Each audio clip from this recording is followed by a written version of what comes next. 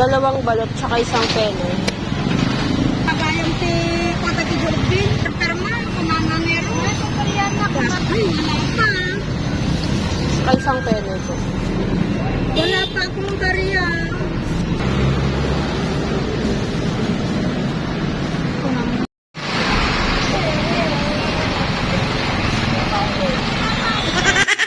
Hello guys! My God! First time ko magmumukbang ng balot. Pero hindi literal na mukbang kasi ito na yung binili nating balot kanina. Balot talaga. Ito, dalawang balot and isang penoy. At syempre ang ating suka. Mga sim ka na, charis. So, napang inaantay natin. Kumain na tayo. So, first balot. Dito, hirap na hirap sila kung saan ba talaga yung binibitak. Ako kahit hindi ko tinitignan, alam ko. Char. Dito. Wag daw dun sa may pinaka, kung saan daw yung mas flat, dun mo siya bibitakin. Pero yung mas matulis, wag mo subukan. Iba sila magalit. Charis. Okay, let's start.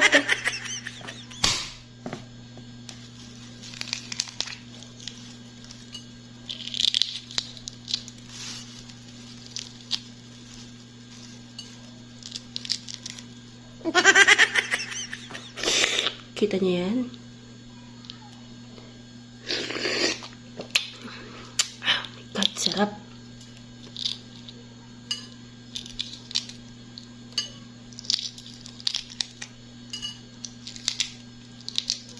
Masarap ang ihi ng sisiw.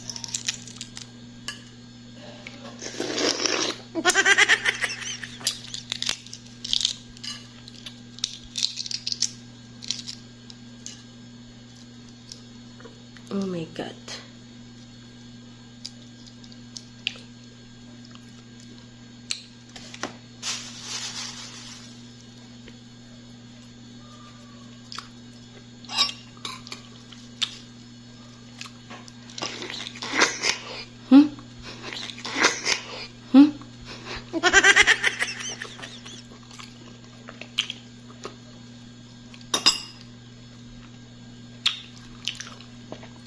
Guys, hindi ko kayang kagatin. Matigas. Masarap.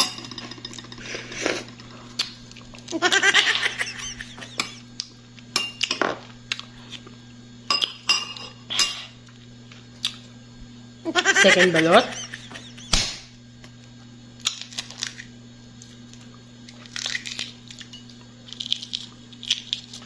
Grabe, ang sarap.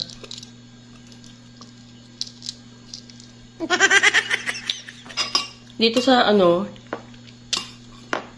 sa ihi daw ng sisiw, lagyan mo ng suka para mas masarap.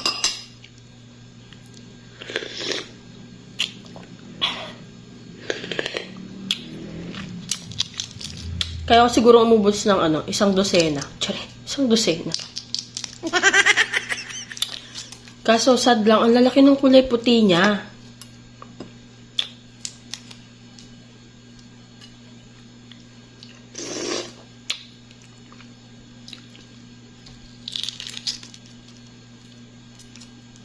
Mas malaki yung puti niya kaysa yung mga dilaw.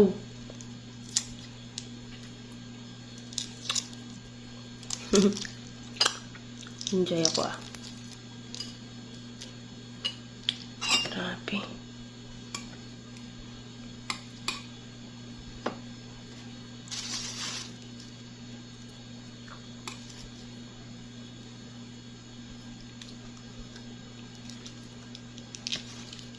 Puti. Di ba ang laki?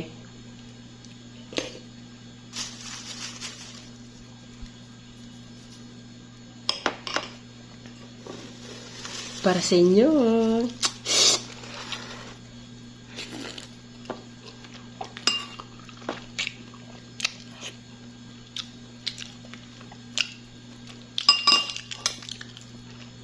Sarap, grabe.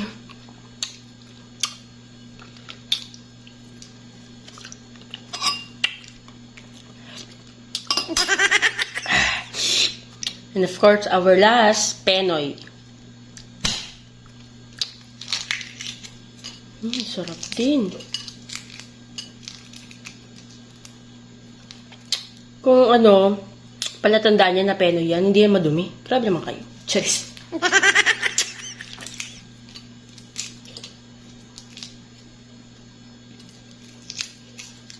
Sarap pala magmukbang ng ganito.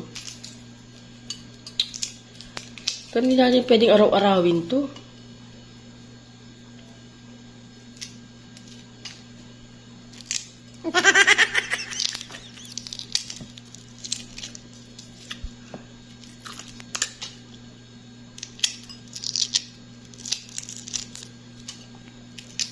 Penoy.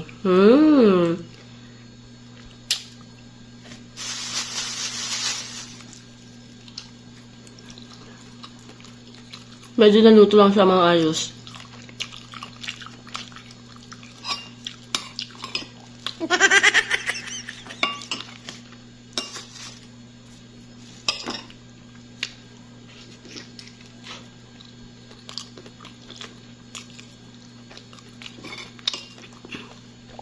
Ang sarap.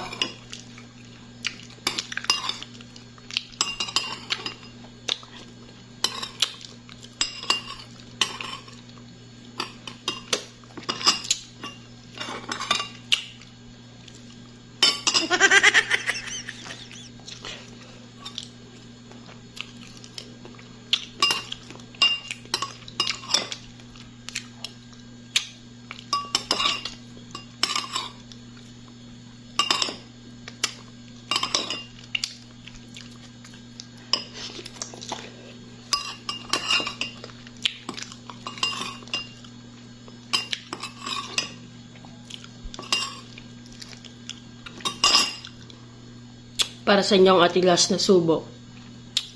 Cheers.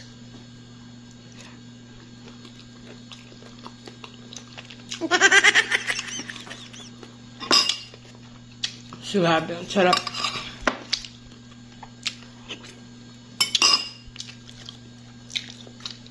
Thank you.